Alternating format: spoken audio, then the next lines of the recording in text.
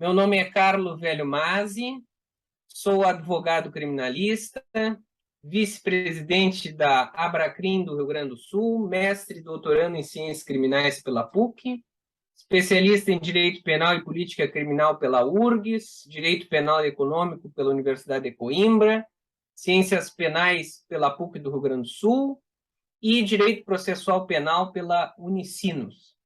É um grande prazer estar aqui a convite de pessoas tão queridas para participar deste segundo seminário online criminal do Instituto Abreu Bindé. Uma grande honra para mim e quero saudar as pessoas que gentilmente me fizeram este convite, em meio a outros tantos nomes de grande expressão e pessoas que tanto eu prezo na seara criminal do Brasil. Então, eu saúdo o doutor Abreu Bindé, saúdo a doutora Jamile Merrana, a doutora Carla, e a todos, enfim, que participaram da organização deste importante evento, que segue aí com temáticas extremamente atuais e importantes para o direito penal e para o processo penal brasileiro. Cabe a mim hoje trazer aqui algumas inquietações a respeito de um tema que eu venho pesquisando já de alguns anos e que tem se desenvolvido com uma celeridade muito avançada no processo penal brasileiro, que é o tema dos acordos e como ele se desenvolve no nosso processo penal. Então, é um tema que vem numa ampliação já de algumas décadas no Brasil, onde nós verificamos um aumento dos espaços de consenso de justiça negociada ou colaborativa e de alguns mecanismos de reparação para o âmbito do processo penal. Isso surge, obviamente, no processo civil, e aí nós vamos, ao longo dos anos, com uma influência do processo civil sobre o processo penal, absorvendo uma demanda por uma maior autonomia de vontades dos sujeitos processuais. Isso, obviamente, vai fazer com que haja uma alteração muito grande dos modelos clássicos de persecução penal.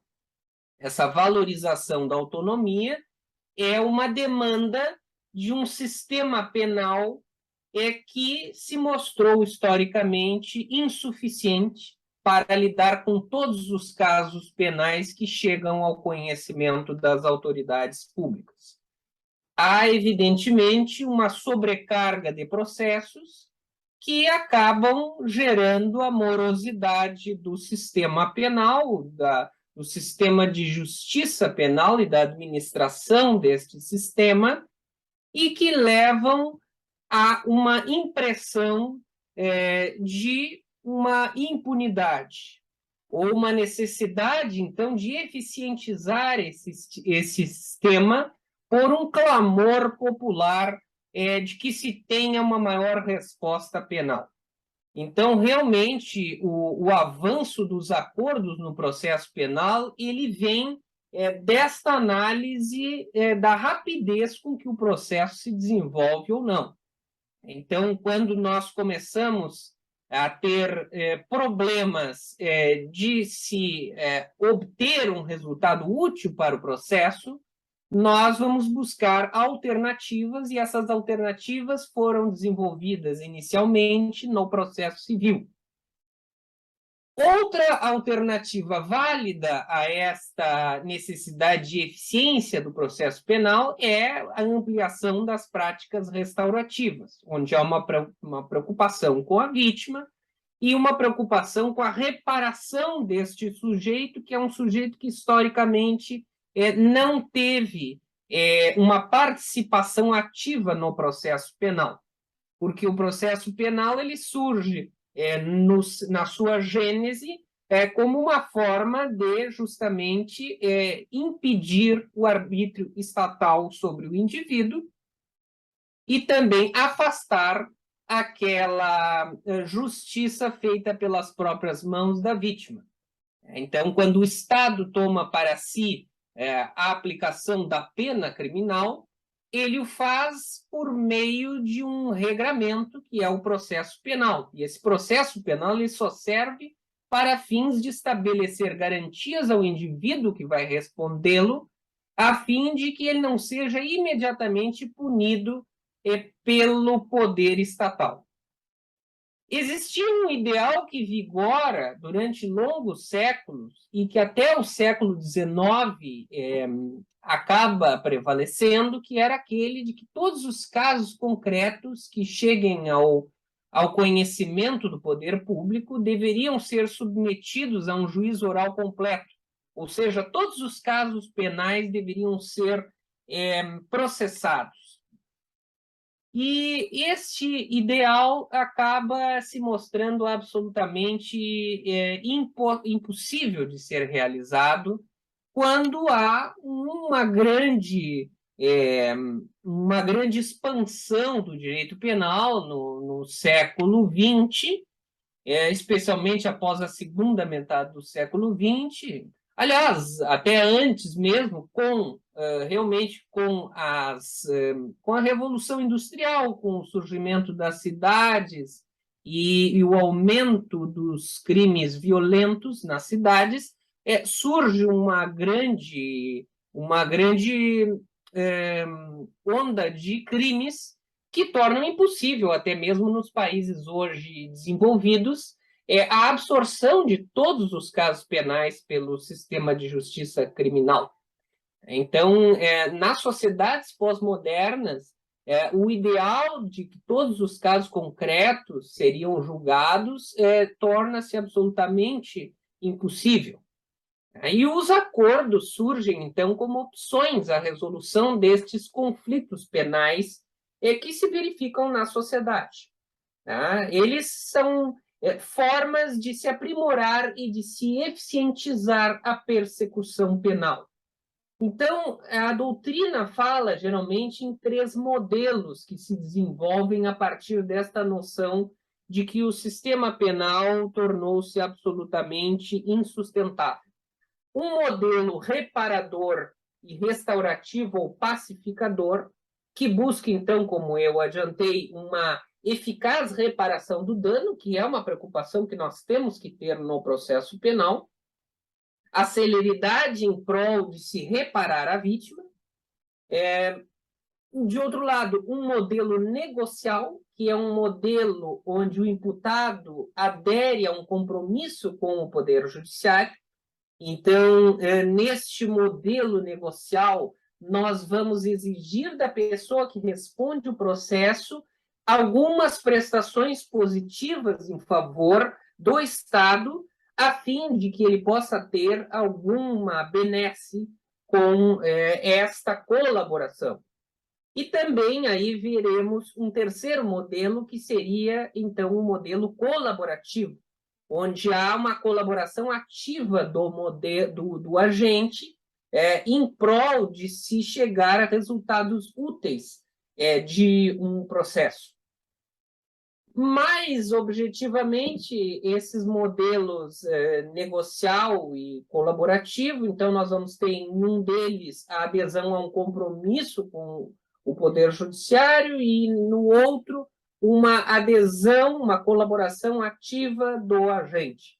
Isso ganha espaço no direito internacional, com diversas resoluções e também tratados ao longo dos anos, destacando-se em 1990, a resolução número 45/110 da Organização das Nações Unidas. Regra esta que ficou conhecida como as regras de Tóquio, que são as regras mínimas das Nações Unidas para a elaboração de medidas não privativas de liberdade, que foram regras, então, com o objetivo de incentivar a adoção pelos Estados-membros desta resolução de meios mais eficazes e que o cárcere, né, medidas alternativas ao cárcere, para prevenir a criminalidade e melhorar o tratamento dos encarcerados. Dentre estas regras, no âmbito dessa resolução, se previu, então, que os países deveriam incentivar medidas alternativas ao próprio processo, alternativas ao próprio processamento criminal dos infratores. E, dentre essas medidas, inserem-se, então, os acordos. Historicamente, também nós vamos verificar que os acordos surgiram na prática judicial, na realidade. Eles não surgem de previsão legal, porque na Alemanha falava-se nas Absprachen, que são práticas judiciais que eram feitas por promotores com os acusados e se chegava a um resultado útil submetido ao juiz para fins de que não houvesse processo. A Corte Europeia de Direitos Humanos, por diversas vezes, ratificou esses acordos surgidos de práticas judiciais, ou seja, que não tinham, durante muitos anos, previsão legal.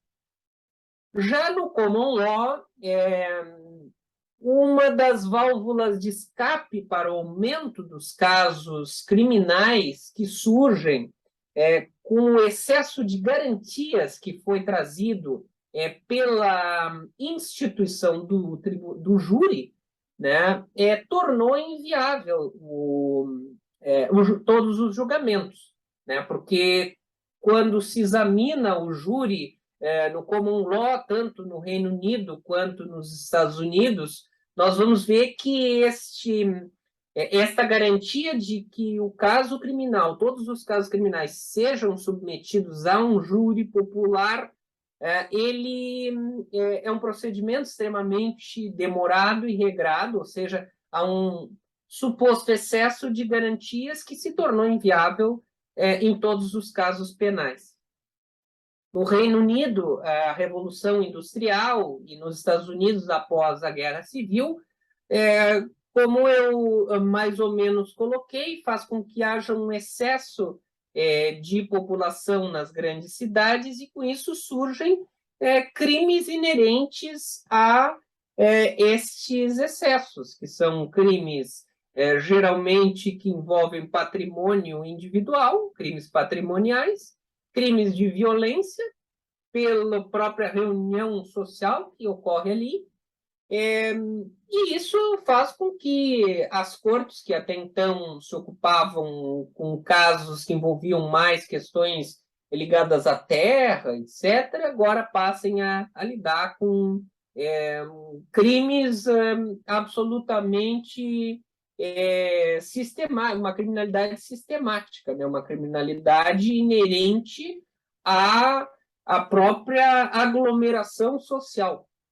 Isso faz com que as cortes não consigam mais lidar com todos os casos, e aí surge no âmbito do common law o plea bargaining, que é a própria negociação da culpa do indivíduo que praticou um delito.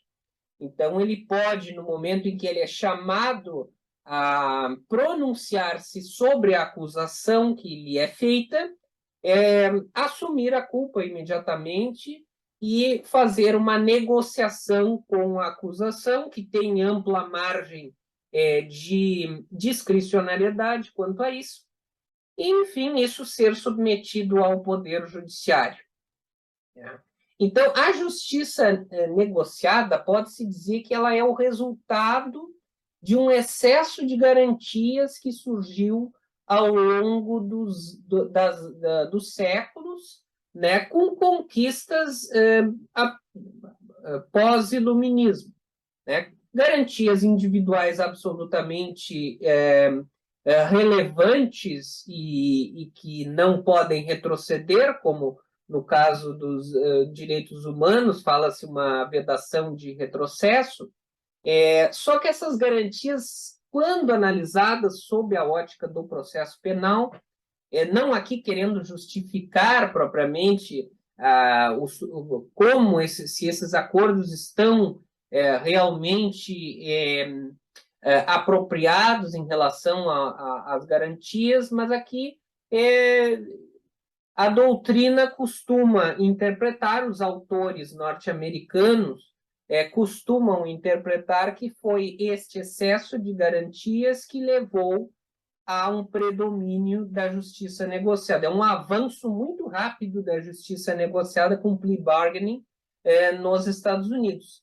De sorte que, hoje em dia, há estudos que falam em até 97% ou 98% dos casos federais dos Estados Unidos que são resolvidos por meio de acordos. Então, hoje é a ampla maioria dos casos que não chegam a um julgamento criminal com todas as garantias a ele inerentes previstas na Constituição norte-americana. E isso, nos países que adotam o plea bargaining, tem se mostrado uma realidade e um movimento que não tem retrocesso, né? Aliás, que não encontra uma oscilação. Ele caminha no sentido de que mais e mais casos venham a se resolver por meio de acordos. Obviamente, nós aqui no Brasil vamos ter vamos ter que observar esse fenômeno que ocorre em várias partes do mundo e já ocorre até mesmo na América Latina, e aí vamos ter que verificar como fazer, como adotar ou não estes novos modelos, dado que o nosso sistema, o nosso processo penal, não nos permite ainda uma ampla discricionariedade quanto ao processamento ou não dos casos penais. O professor John Langbain contrasta a plea bargaining com a lei europeia medieval da tortura. Quer dizer que muitos autores, na realidade, que estudam plea bargaining nos Estados Unidos, trazem também o lado ruim desse instituto, porque ele não deixa de ser uma forma de tortura do indivíduo, considerando que há uma margem muito ampla dentro do qual o promotor norte-americano pode negociar, que vai desde uma pena capital, né, até uma prisão perpétua, ou a completa liberdade do indivíduo. Dentre as possibilidades de negociação da plea bargaining norte-americana está, inclusive, a mudança do tipo penal, né? O que no Brasil seria algo muito difícil de se adaptar, considerando que o nosso direito penal parte do princípio da legalidade como a base de tudo, né? Mas o professor Langbain é um dos que diz que existiriam notáveis paralelos na origem, na função e em pontos específicos da doutrina entre a lei de tortura medieval, onde havia uma série de regras sobre como o indivíduo poderia ser torturado, isso legalmente, a fim de que confessasse os seus crimes. E caso confessasse, pegaria uma pena mais branda, né? Ou ele seria torturado e, caso resistisse à tortura, dir-se-ia que, então, ele seria inocente. Só que a tortura, não raro, ocasionava a morte do indivíduo. E a lei do plea bargaining, quando instituída, não deixa de ser um procedimento para a condenação de pessoas da mesma forma, com crimes graves e sem um julgamento, tal como ocorria na Idade Média, em grande medida.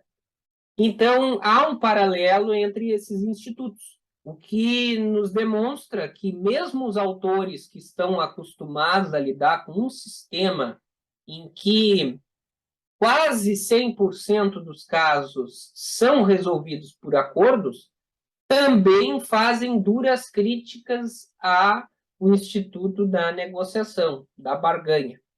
E nós, então, neste momento crucial de adaptação, digamos assim, do processo penal brasileiro aos acordos, e aí nós vamos entrar nessa seara do desenvolvimento histórico disso no Brasil, nós precisamos enxergar os prós e os contras de uma adoção ampla e até que ponto irrestrita, né, ou quais as restrições que vamos impor desses acordos para o nosso processo penal. Né?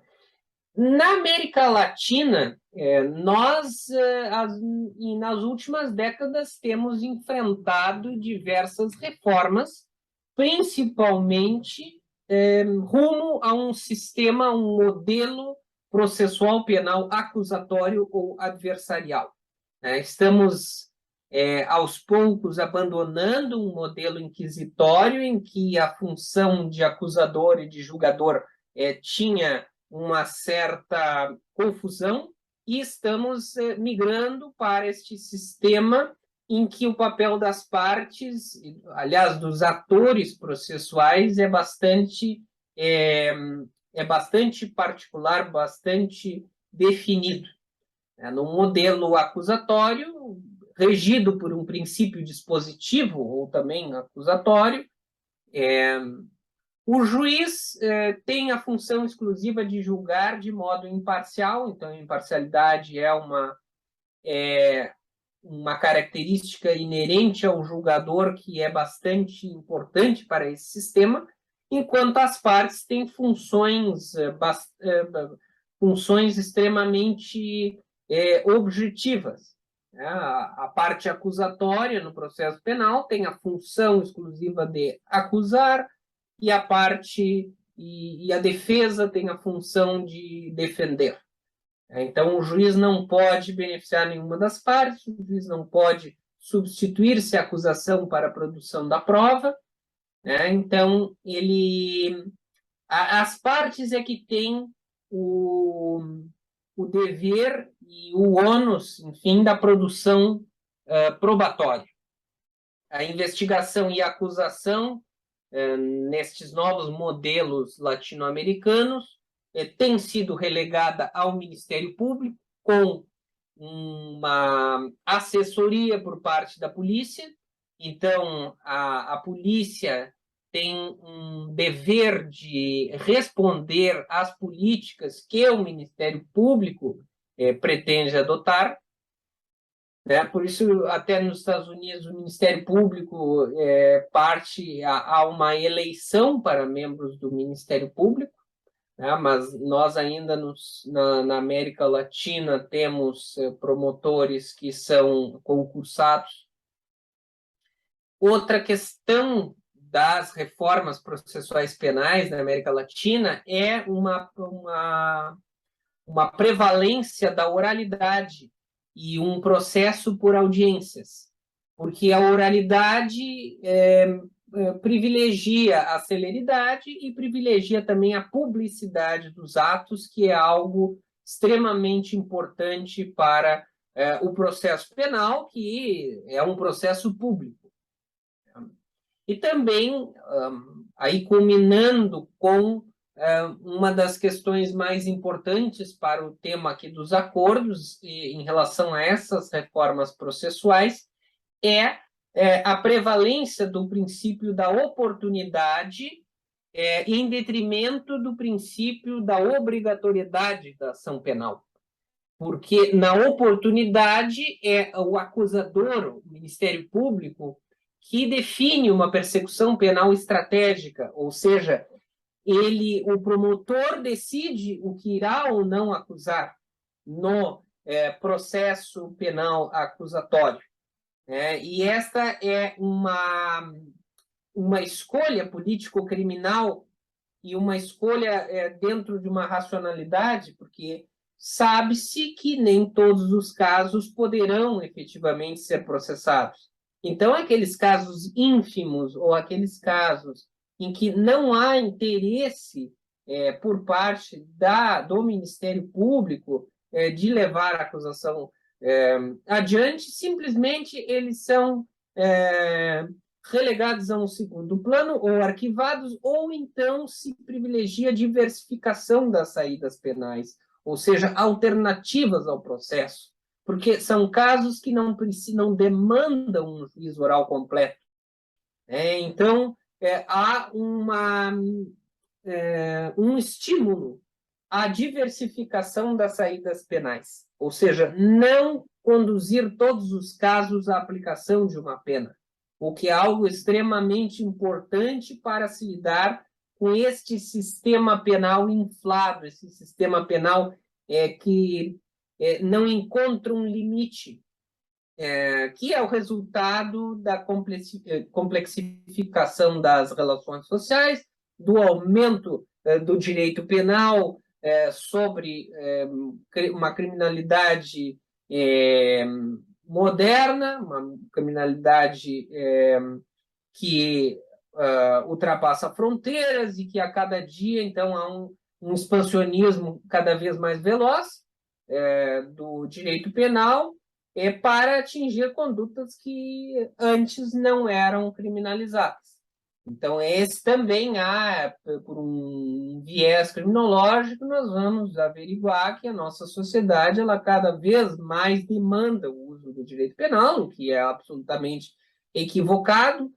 Todos que estudam o tema sabem disso. Porém, há um populismo imperando neste momento que nós vivemos no processo penal a nível mundial. Fala-se em 3 modelos de justiça que vêm sendo aplicados na América Latina. Uma justiça garantista, onde há uma proteção de direitos e garantias de acusados e de vítimas.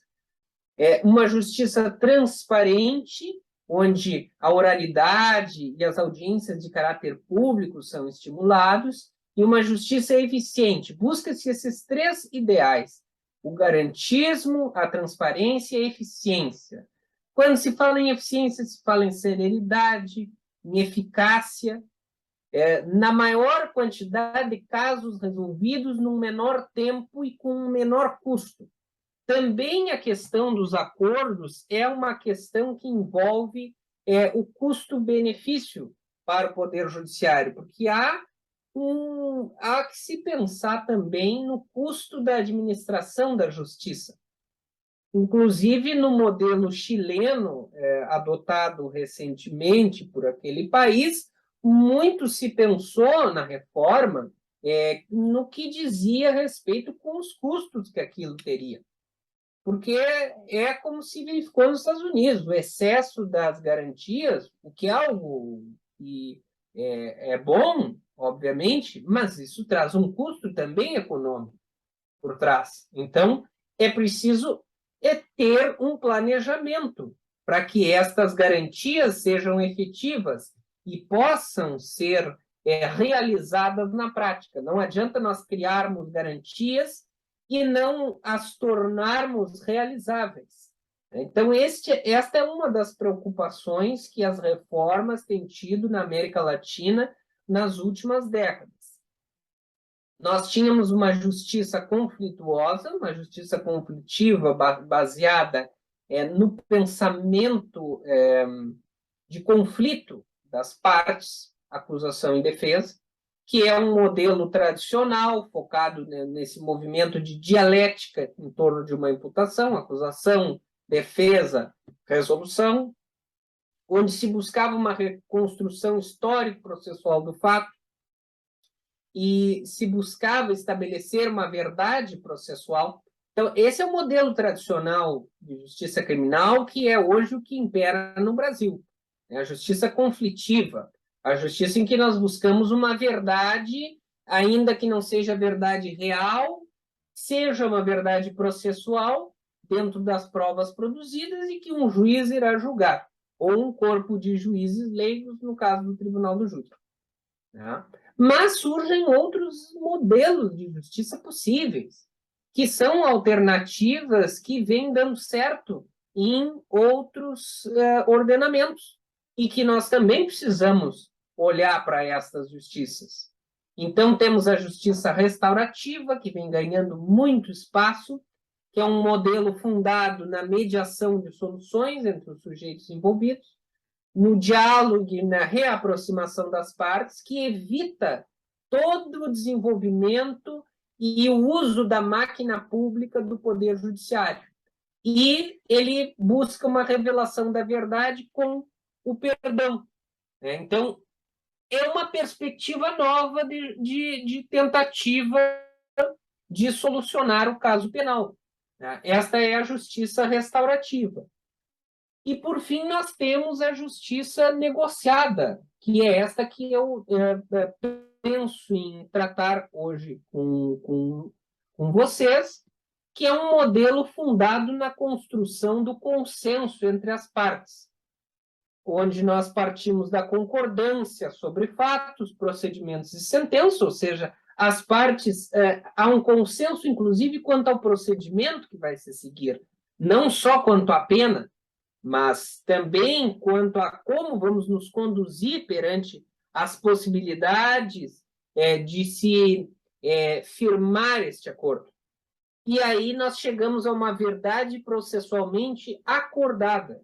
É diferente daquela verdade construída por meio de provas, porque nós vamos acordar sobre o que é verdade ou não dentro deste processo de acordo com os interesses das partes. Então, há aqui aquilo que eu falei, uma autonomia de vontades. Eu, como sujeito que respondo a um processo, tenho a liberdade de, se for do meu interesse, e se houver uma expectativa adequada sobre o que eu posso conseguir com um acordo, entabular, então, uma negociação com a acusação. Isso, obviamente, precisa de um regramento, sobretudo quando nós tratamos de ordenamentos jurídicos de países com ampla desigualdade, como é o caso do Brasil, uma ampla falta de respeito ao direito de defesa. Né? Então, claro, nos países subdesenvolvidos como um todo, o problema dos acordos vem sendo encarado sob a ótica de que já não eram respeitados os direitos dos imputados no modelo tradicional. Então, neste novo modelo de acordo, há uma tendência de que se passe por cima desses direitos de uma forma ainda mais rápida, sem nenhum tipo de freio, né? Porque as pessoas mal têm defesa, né, num modelo tradicional, quanto mais num modelo negociado. Esse modelo de justiça negociada é um modelo que chega a uma verdade processualmente acordada entre as partes. Né? Então, nós buscamos saídas alternativas e também procedimentos abreviados ou simplificados. Né? Dentro desses procedimentos abreviados, é possível que nós dispensemos algumas etapas do processo penal, como uma alternativa ao julgamento oral e com a exigência de reconhecimento do fato ou confissão, né, e uma sentença de natureza condenatória imediata. Isso vem fazendo parte do plea bargaining norte-americano, onde não há, onde é uma alternativa ao processo, isso vem tendo uma ampla adesão nestas reformas latino-americanas, não há uma análise da culpa, são punições mais brandas, há uma resolução para o conflito e há uma atenção aos direitos das vítimas. Hoje já se fala que no Chile, por exemplo, o julgamento oral já representa apenas 5 a 2% do número total de casos, e o restante são outras saídas judiciais. O mesmo acontece já no Uruguai, que adota essas práticas. No direito brasileiro, agora falando especificamente, nós tivemos 3 fases, que pode-se dizer assim, da absorção dos acordos. Numa primeira fase, nós tivemos aqueles institutos da Lei 9.099, de 95, para vocês verem que é algo que começa só na década de 90 no Brasil, quando isso já era prática difundida em diversos outros países de longa data. Então, nós tivemos a composição civil dos danos, a transação penal para crimes com pena máxima de até 2 anos e a suspensão condicional do processo quando a pena mínima é até 1 ano. Então, nessa primeira dimensão, nessa primeira fase do direito penal negocial no Brasil, nós tratávamos de infrações penais de menor potencial ofensivo.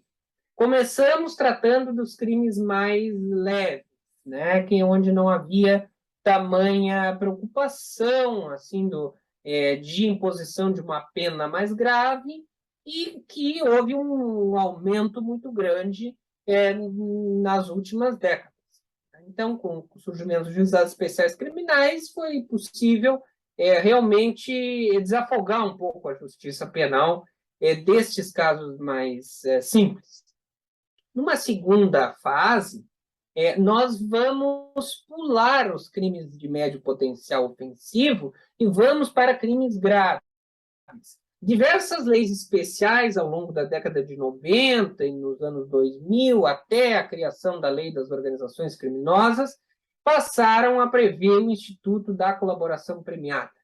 Então, esse instituto, que é um instituto extremamente complexo e que também vem de absorção de outros ordenamentos jurídicos, se destina a crimes graves, né? Porque crimes com pena máxima superior a 4 anos, crimes de alta danosidade social. E essa é uma dimensão do direito penal negocial brasileiro que vem se desenvolvendo nos últimos anos, em grandes operações policiais, que ganhou uma notável expressividade no judiciário, nas decisões judiciais, a partir do mensalão e agora, mais recentemente, com a Operação Lava Jato, onde foram firmados os maiores acordos de que já tivemos notícia no Brasil. Então, vem se desenvolvendo com diversos problemas, né? Com diversos problemas ainda não resolvidos, né? Como um excesso de benefícios ao colaborador.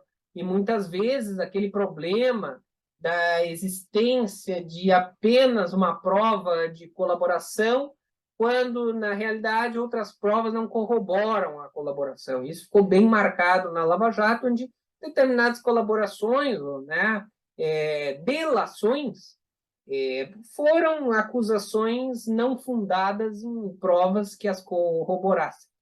Esse foi um dos problemas que se enfrentou, dentre outros inúmeros fatores. E agora, mais recentemente, a partir de 2019, fala-se numa terceira dimensão do direito penal negocial no Brasil, que é o Instituto do Acordo de Não Persecução Penal. Então, havia uma lacuna legislativa de um instrumento despenalizador para os crimes de médio potencial ofensivo, que são aqueles crimes com pena mínima inferior a 4 anos, e aí surge o ANPP como uma solução consensuada que obsta o processo. Não há processo penal, não se trata mais de um meio de obtenção de prova, como pode-se dizer que seja a natureza jurídica da colaboração premiada, mas sim uma solução para que não haja processo. Então, a advinda do consenso no processo penal faz com que, inegavelmente, nós tenhamos uma mitigação daquele princípio da obrigatoriedade da ação penal pública incondicionada. E aí vamos ter uma prevalência aí da oportunidade, da conveniência, da disponibilidade da ação penal, e o legislador acaba adotando, então, ou se aproximando da tentativa de buscar uma política criminal de intervenção mínima, que é aquela que se busca dentro de um direito penal mínimo. Então, estas ondas negociais aí, elas inicialmente tiveram um caráter revolucionário, com a Lei 9.099, com essas formas consensuais de solução dos conflitos. Depois houve essa questão da barganha sobre a colaboração, os acordos de colaboração, a eficiência persecutória e o utilitarismo que veio para o processo penal. E agora nós chegamos também com um viés utilitarista, né, quanto à finalidade do processo, a terceira onda, que vem com a Lei 13.964, que é a Lei Anticrime, ao acordo de não persecução penal. E aí, dentro desse todo esse cenário, todo esse contexto que eu coloquei na minha breve fala sobre acordos, de um cenário maior a nível global, vindo para o cenário do processo penal na América Latina e chegando aqui ao direito penal, ao direito processual penal brasileiro, nós vamos ter algumas demandas importantes do processo penal nos próximos anos, sobre os quais também nós devemos nos debruçar, os pesquisadores do processo penal, os estudantes e os operadores do direito processual penal. No quesito da colaboração premiada, nós vamos ter problemas quanto ao regramento legal, quanto aos limites dos benefícios, quanto às consequências do rompimento da colaboração premiada, quanto ao acesso da colaboração. Então, são vários temas que estão em desenvolvimento quanto a este ponto da colaboração, que é o instituto principal dos acordos no processo penal brasileiro. Já o acordo de não persecução penal é algo que ainda está totalmente em aberto, né? Porque nós não temos nem uma posição definitiva do Supremo Tribunal Federal, onde há habeas corpus ainda pendente de julgamento sobre esse tema, quanto ao momento, quanto aos limites das cláusulas, quanto à paridade de armas no processo de negociação do acordo. Então, são vários problemas relacionados ao acordo de não persecução penal, dentre eles, inclusive, o tema que hoje eu estudo para fins de doutorado, que é o problema da necessidade e suficiência do acordo de não persecução penal para a retribuição e a punição do crime, né? Até que ponto isso é uma avaliação puramente discricionária ou não do Ministério Público e qual a revisão judicial que nós podemos ter disso. Né? No quesito da justiça restaurativa, nós temos uma baixa adesão do Poder Judiciário, isso vem se ampliando ao longo dos anos, CNJ já adota modelos de justiça restaurativa e há muitos pontos para serem trabalhados ainda e melhor compreendidos e estudados até nas faculdades de Direito relacionados a este modelo de justiça. E, por fim, eu falaria da questão da barganha, que é a importação dos Estados Unidos quanto a essa questão da negociação no processo penal, porque ela é mais ampla do que só a colaboração ou o acordo de não persecução penal. No caso da barganha, que é algo que acabou sendo retirado do pacote anticrime, vai se negociar, inclusive, a própria pena. Né? Então, isto é uma situação bem problemática que nós temos que verificar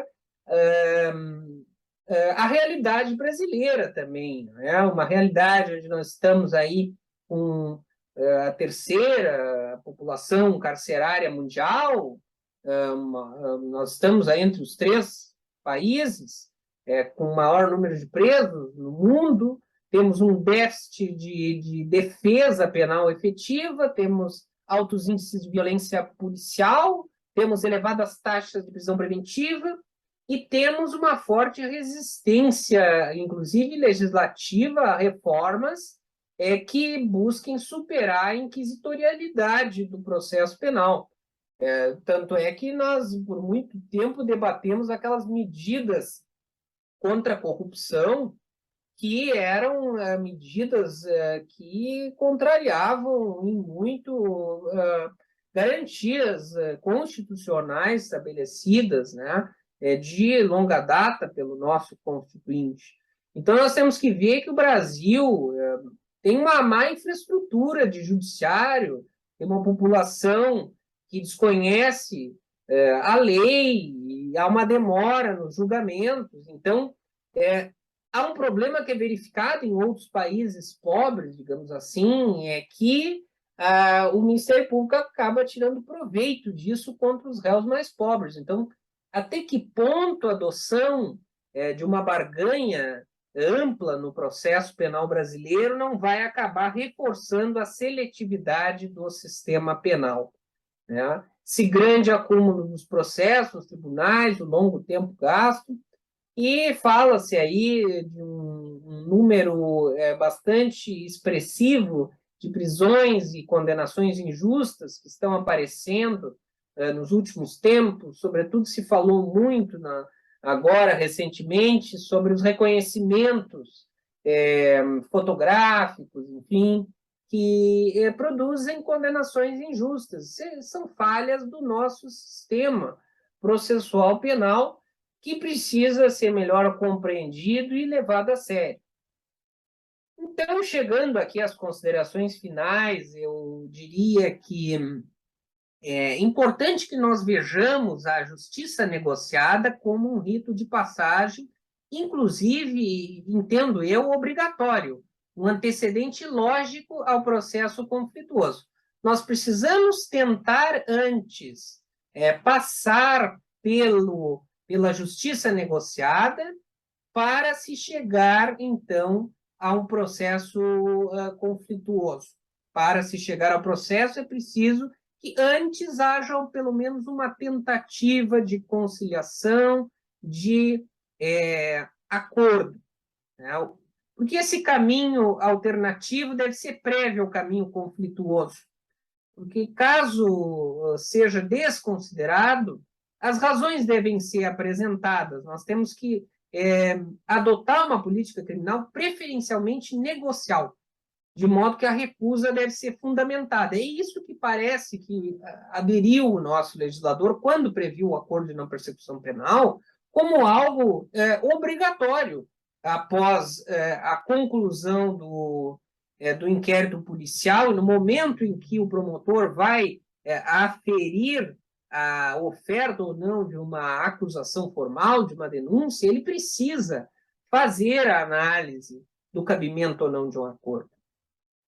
E essa recusa que não encontre lastro em requisitos objetivos, subjetivos, ela deve ser cogida pelo Poder Judiciário, porque o Judiciário é o guardião das liberdades, né? Deve-se buscar a satisfação, controle, a fiscalização dessa política criminal negocial.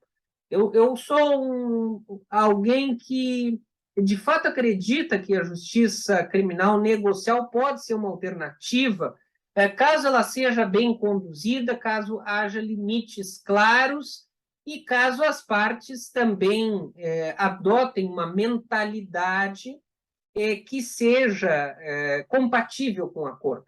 Então, é preciso haver uma mudança de cultura e um comprometimento ético também com acordos claros, acordos objetivos e acordos que satisfaçam ambas as partes, não apenas um acordo de adesão, né, em que o imputado ou aceita ou não terá o direito ao acordo, porque não seria seu direito subjetivo. Para isso é preciso uma razão de consenso, onde haja um privilégio, autonomia de vontades, onde haja uma vantagem para ambas as partes. E o benefício social e reparatório seja considerado em relação ao benefício individual. Nós temos que fazer uma conta em que ambos esses benefícios sejam atendidos. É inviável a manutenção de uma postura de beligerância e um punitivismo exacerbado por parte do acusador, porque nós temos que ter uma preocupação política, nós temos que ver a necessidade de desenvolvimento de uma cultura negocial defensiva, onde essa política despenalizadora, onde nem tudo precisa ser imposto uma pena, seja conciliada com um ideal utilitarista. E, para isso, nós precisamos de um aprimoramento do processo penal e não podemos abandonar garantias fundamentais que foram conquistadas historicamente a tanto custo.